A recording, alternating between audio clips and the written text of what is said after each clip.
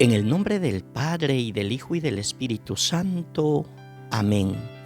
Proclamación del Santo Evangelio de nuestro Señor Jesucristo, según San Marcos 4, 26, 34.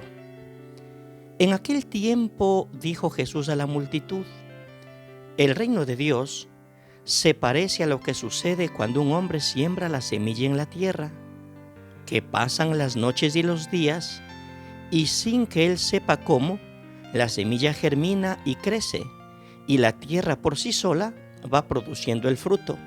Primero los tallos, luego las espigas y después los granos de las espigas. Y cuando ya están maduros los granos, el hombre echa mano de la hoz, pues ha llegado el tiempo de la cosecha. Les dijo también: ¿con qué compararemos el reino de Dios? ¿Con qué parábola lo podremos representar? Es como una semilla de mostaza que cuando se siembra es la más pequeña de las semillas, pero una vez sembrada crece y se convierte en el mayor de los arbustos y echa ramas tan grandes que los pájaros pueden anidar a su sombra. Y con otras muchas parábolas semejantes les estuvo exponiendo su mensaje de acuerdo con lo que ellos podían entender, y no les hablaba sino en parábolas, pero a sus discípulos les explicaba todo en privado. Palabra del Señor. Gloria a ti, Señor Jesús. Saludos fraternos para todos en este domingo 11º del tiempo ordinario. Nuestro espacio Dies Domini, que ofrece unos puntos de reflexión en torno al Evangelio dominical.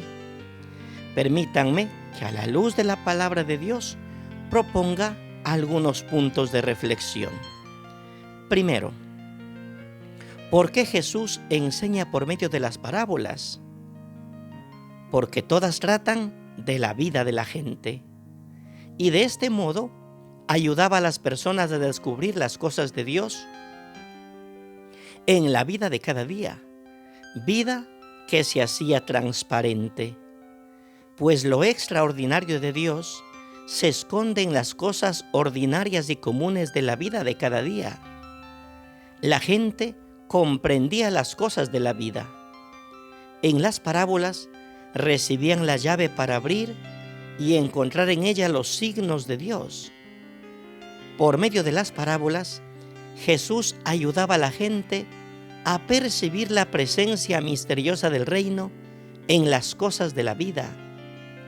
Una parábola es una comparación. Él usa las cosas conocidas y evidentes de la vida para explicar las cosas invisibles y desconocidas del reino de Dios. Por ejemplo, la gente de Galilea comprendía cuando se hablaba de semilla, de terreno, lluvia, sol, sal, flores, peces, cosecha, etc. Y Jesús usa estas cosas conocidas de la gente en sus parábolas para explicar el misterio del reino. La parábola del sembrador es un retrato de la vida de los campesinos. En aquel tiempo no era fácil vivir de la agricultura. Los terrenos estaban llenos de piedras, muchos arbustos, poca lluvia, mucho sol. Por otra parte, muchas veces la gente, para acortar las distancias, atravesaban los campos y pisaban las plantas. A pesar de ello, cada año el agricultor sembraba y plantaba, confiando en la fuerza de la semilla y en la generosidad de la naturaleza. La parábola no lo da todo por hecho, sino que mueve a pensar y a hacer descubrir a partir de la experiencia de los oyentes que tienen de la semilla. Mueve a la creatividad y a la participación. No es una doctrina que llega pronto para ser enseñada y adornada. La parábola no da agua embotellada, sino que lleva a la fuente. El agricultor que escucha dice: la semilla en la tierra, ¿y yo qué puedo saber? Pero Jesús dice que esto tiene que ver con el reino de Dios, ¿Qué será?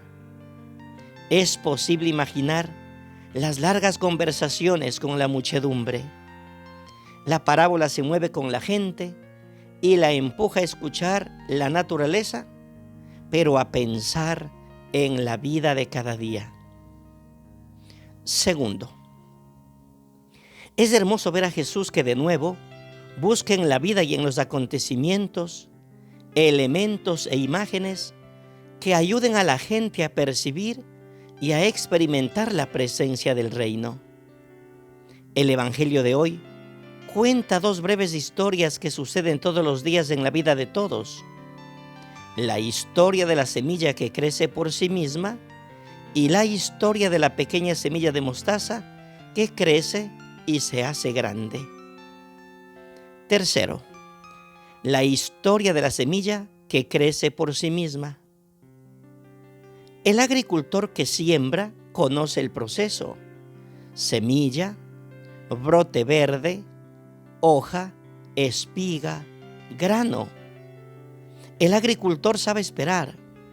No ciega el grano antes de tiempo, pero no sabe cómo la tierra, la lluvia, el sol y la semilla tienen esta fuerza de hacer crecer una planta de la nada hasta que dé el fruto. Así es el reino de Dios.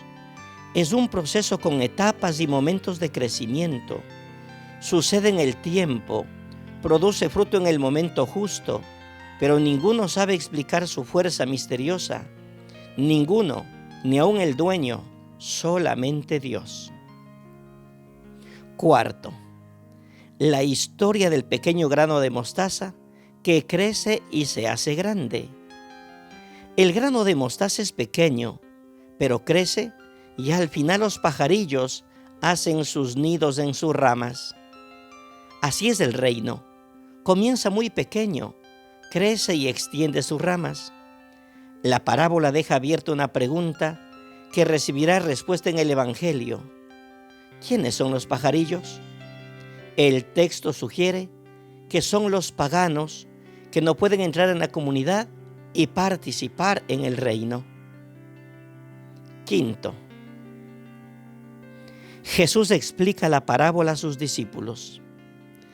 En casa, solos con Jesús, los discípulos quieren saber el significado de la parábola. No la han comprendido. Jesús se queda atónito ante su ignorancia y responde con una frase difícil y misteriosa. Dice a sus discípulos: a ustedes se les ha confiado el misterio del reino de Dios. Sin embargo, a los de fuera, todo viene expuesto en parábolas, para que miren pero no vean, escuchen pero no entiendan, no sea que se conviertan y sean perdonados. Esta frase de Jesús nos mueve a preguntarnos: entonces, ¿de qué sirve la parábola? ¿Para aclarar o para ocultar? Puede ser que Jesús se sirva de la parábola con el fin de que la gente continúe viviendo en la ignorancia y no llegue a convertirse. Pero decimos no, porque en el Evangelio de hoy, Marcos dice que Jesús usaba las parábolas de acuerdo a lo que la gente podía entender. La parábola revela y esconde al mismo tiempo. Revela a los que están dentro, que aceptan a Jesús, Mesías servidor, y esconde a los que insisten en considerarlo el Mesías, el Rey grandioso. Estos comprenden las imágenes de la parábola, pero no aceptan su significado. Sexto, a manera de oración. Señor Jesús, envía tu Espíritu para que nos ayude a leer la Escritura con la misma mirada con la que tú se la leíste a los discípulos en el camino de Emaús y en cada momento de diálogo.